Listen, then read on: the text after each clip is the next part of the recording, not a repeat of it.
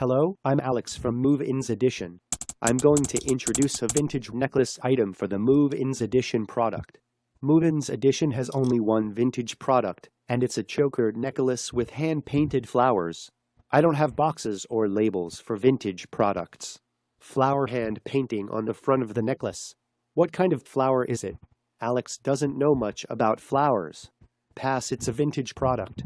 Alex of MovinsEdition doesn't see any damage. It looks like the back of the necklace. The back is treated in gold color, and the necklace is also made up of gold-colored strings. As you know, it's a tight product, a choker necklace.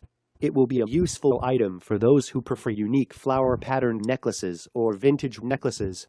The necklace is made up of two gold-colored fabrics, not one string. Can you see this? Sign USA Pat 4,074,400. What does that mean? I think it's the charm of being vintage.